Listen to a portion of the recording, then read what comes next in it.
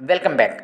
Andhra Pradesh 10th class public exam కోసం prepare అవుతున్న విద్యార్థులకు ఒక ఇంపార్టెంట్ అప్డేట్ని ఈ వీడియోలో మీకు అందిస్తున్నా.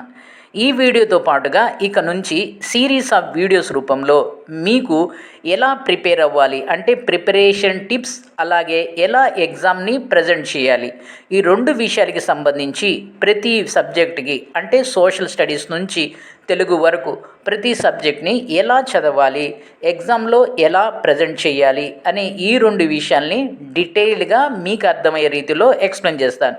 ఈ ప్రిపరేషన్ టిప్స్ని, ఈ ప్రజెంటేషన్ టిప్స్ని మీరు గనక ఫాలో అయినట్లయితే 100% మీకు 95 మార్క్స్ ఈజీగా వస్తాయి.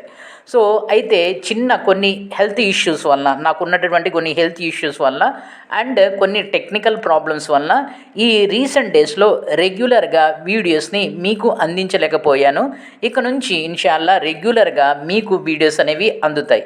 దీంతో పాటుగా మీరు ఎప్పటి నుంచో చూస్తున్నటువంటి ఇంపార్టెంట్ క్వశ్చన్స్కి సంబంధించి నేను ఈ వీడియోలో చివరిలో ఒక ఇంపార్టెంట్ అనౌన్స్మెంట్ అనేది చేస్తా. ఇక ముందుగా మనకు ఉన్నటువంటి సబ్జెక్ట్స్ 3 లాంగ్వేజెస్, 4 వచ్చేసి మనకు నాన్ లాంగ్వేజెస్. నాన్ లాంగ్వేజెస్ ఏంటంటే మ్యాథమెటిక్స్, తర్వాత ఫిజికల్ సైన్స్లో ఏముంటుందంటే ఫిజిక్స్ అండ్ కెమిస్ట్రీ ఉంటుంది, తర్వాత బయాలజీ, తర్వాత బయాలజీని ఎన్ఎస్ అని కూడా అంటాము, లాస్ట్ వన్ వచ్చేసి సోషల్ స్టడీస్. కాబట్టి ఇవి 4, అవి 3, మొత్తం మీరు 7 ఎగ్జామ్స్ అనేవి 7 పేపర్స్ని ఎగ్జామ్స్ రూపంలో రాయవలసి ఉంటుంది. సో మొదటగా మీరు అర్థం చేసుకోవాల్సిన విషయం ఏంటంటే, మీరు లాంగ్వేజెస్ ఒక విధంగా ఉంటాయి, నాన్ లాంగ్వేజెస్ ఒక విధంగా ఉంటాయి. ఒక్కో విద్యార్థి ఒక్కో సబ్జెక్ట్లో కొంచెం స్ట్రాంగ్గా ఉంటాడు, ఒక్కో విద్యార్థి ఒక్కో సబ్జెక్ట్లో కొంచెం డల్గా లేక వీక్గా ఉంటారు. సో ఇది అసలు మ్యాటరే కాదు. రెండోది ఏంటంటే, మీ అందరికీ చాలా పెద్ద డౌట్ ఏంటంటే, మనకున్నటువంటి లిమిటెడ్ టైం అంటే దాదాపుగా 60 డేస్ ఉన్నాయి. ఈ 60 డేస్లో 7 సబ్జెక్ట్స్ని ఎలా ప్రిపేర్ అవ్వాలి, ఈ పాయింట్కి ఫస్ట్ నేను చెప్తుంది ఏంటంటే, ఇప్పటికే మీరు చదివేసి ఉన్నారు అంటే అన్ని సబ్జెక్ట్స్ కూడా ఒక లెవెల్లో చదివేసి ఉన్నారు. సో మీరు ఇప్పుడు ఏం చేస్తారంటే రివైజ్ చేసుకుంటారు. ఈ 2 months ఏం చేస్తారు, ఎవరైనా చదివిన దాన్ని రివైజ్ చేసుకుంటారు. ఇక నుంచి మీరు చదివేదండి సెలెక్టివ్గా చదువుతారు. సో అన్నీ చదివేసి ఉన్నారు కాబట్టి ఇప్పుడు సెలెక్టివ్గా చదువుతారు కాబట్టి ఈ టైం అనేది చాలా సఫిషియంట్ అనమాట. చాలా సఫిషియంట్ టైం గురించి మీరు కంగారు పడవద్దు. ఇక నెక్స్ట్ పాయింట్ ఏంటంటే, మీరు ఏ సబ్జెక్ట్ అయినా చదివే ముందు ఆ సబ్జెక్టు సంబంధించి బేసిక్ ఐడియా తీసుకోండి.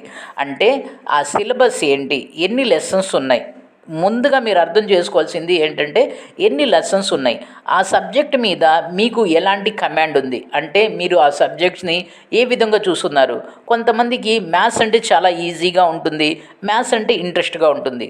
కొంతమందికి ఇంగ్లీష్ అంటే కష్టంగా ఉంటుంది, ఇంగ్లీష్ అంటే ఈజీగా ఉండదు. ఇలా ప్రతి విద్యార్థికి కూడా ఒక సబ్జెక్ట్ మీద ఒక అండర్స్టాండింగ్ అనేది ఉంటుంది.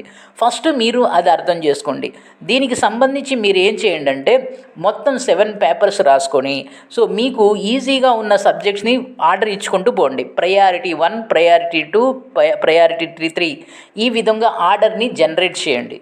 సో ఈ విధంగా ఆర్డర్ని జనరేట్ చేసిన తర్వాత 2 అంటే P1, P7 ఈ రెండింటి కాంబినేషన్లో చదవటం మొదలుపెట్టండి. అంటే ఫర్ ఎన్ ఎగ్జాంపుల్, నాకు మ్యాథమెటిక్స్ అంటే చాలా ఈజీ, చాలా ఇష్టం, అది నాకు P1. ఆ తర్వాత నాకు సోషల్ స్టడీస్ అంటే అంటే కష్టంగా ఉంటుంది, అదో నాకు చాలా ఇష్టం లేని సబ్జెక్ట్. నేనేం చేస్తానంటే ఈ 2 సబ్జెక్ట్ని ఒక గ్రూప్లో పెడతాను. నేను ఒక గ్రూప్లో పెట్టి కొంచెంసేపు మ్యాథమెటిక్స్ నేను ఏ రోజైనా ఫస్ట్ మ్యాథ్స్తో స్టార్ట్ చేస్తా. ఎందుకంటే నాకు ఈజీ, నాకు ఇష్టం కాబట్టి. కొంతసేపు చేసిన తర్వాత ఈ మ్యాథ్స్ చేయడం వల్ల నాలో ఎనర్జీ జనరేట్ అవుతుంది, ఎనర్జీ వస్తుంది. అప్పుడు ఈ మ్యాథ్స్ చేసిన తర్వాత 1 గంట 2 గంటలు కొంత సోషల్ అనేది చదువుతా. ఆ తర్వాత సోషల్ చదివేటప్పుడు నాకు కొంచెం చిరాకు, కొంచెం బోర్ కొట్టిందనుకోండి, మళ్ళీ మ్యాథమెటిక్స్ తీస్తా, 1-2 సమ్స్ చేస్తా. సో ఆ తర్వాత మళ్ళీ నాకు ఎనర్జీగా వస్తుంది, మళ్ళీ సోషల్ చదువుతా.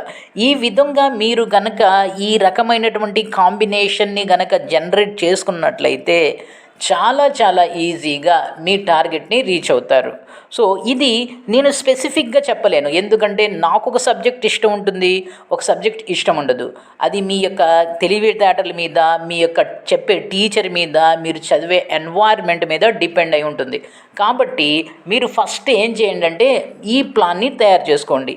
సో రెండు సబ్జెక్ట్స్తో ఒక గ్రూప్ని తయారు చేసుకోండి. ఈ గ్రూప్ని తయారు చేసుకున్న తర్వాత సో ఫస్ట్ వచ్చేసి P1 అంటే first priority 1 and priority last first group ఏదైతే ఉందో ఆ గ్రూప్తో స్టార్ట్ చేయండి. కనీసం రోజుకు ఒక 3 గంటల పాటు చదవడం లేక ప్రాక్టీస్ చేయడం చేయండి. దీంట్లో మీకు ఫస్ట్ P1 తీసుకున్నారనుకోండి, మీకు ఇంట్రెస్ట్ ఉంటుంది కాబట్టి దాంతో మొదలు పెట్టండి. ఒక గంట అది చదవండి, P7 అనేది ఒక గంట చదవండి, ఆ తర్వాత మళ్ళీ P1 అనేది చదవండి. ఈ విధంగా మీరు కాంబినేషన్ చేసుకుంటూ పోతే మీకు ఈజీగా ఉంటుంది, మీకు చదివినట్లుగా ఉండదు, మీకు బోరింగ్ అనేది కలగదు. సో మీరు టైంని బాగా యూజ్ చేసుకునేటటువంటి అవకాశం అనేది ఉంటుంది. ఈ ప్లాన్ని మీరు ఫస్ట్ ఇమీడియట్లీగా మీరు ఏం చేస్తారంటే ఈ ప్లాన్ని ఒకటి డ్రా చేసుకోండి. ఈ ప్లాన్ని డ్రా చేసుకొని ఆ ప్లాన్ని ఏంటి అనేది నాకు కామెంట్ రూపంలో తెలియజేయండి. మీకేమైనా అక్కడ ఈ ప్లాన్ తయారు చేసే విషయంలో ఏమైనా డౌట్ ఉంటే నేను మీకు ఎక్స్ప్లెయిన్ చేస్తాను, లేక మీకు సపోర్ట్ చేస్తాను. ఇక రెండోది వచ్చేసి మీరు అడుగుతున్నటువంటి ఇంపార్టెంట్ క్వశ్చన్స్ అనేవి దాదాపుగా ఫైనల్ స్టేజ్కి వచ్చేసాయి. త్వరలోనే మీకు అందుబాటులోకి రాబోతున్నాయి. అది ఏంటి ఎప్పుడనేది నేను ఫర్దర్ వీడియోస్లో తెలియజేస్తాను. ప్రస్తుతం మీరు ఏం చేయండి అంటే ఇమీడియట్లీగా మీ ప్రిపరేషన్ ప్లాన్ని నేను చెప్పిన విధంగా ఒక ప్లాన్ని డ్రా చేయండి. నెక్స్ట్ వీడియోలో మీకు సోషల్ స్టడీస్ని ఏ విధంగా చదవాలి అనేది చెప్తాను. ఇది వీడియో. ఈ వీడియోని లైక్ చేయండి, షేర్ చేయండి, సబ్స్క్రైబ్ చేసుకొని ప్రక్కనే ఉన్న బెల్ ఐకాన్ని ప్రెస్ చేస్తాం, మర్చిపోవద్దు.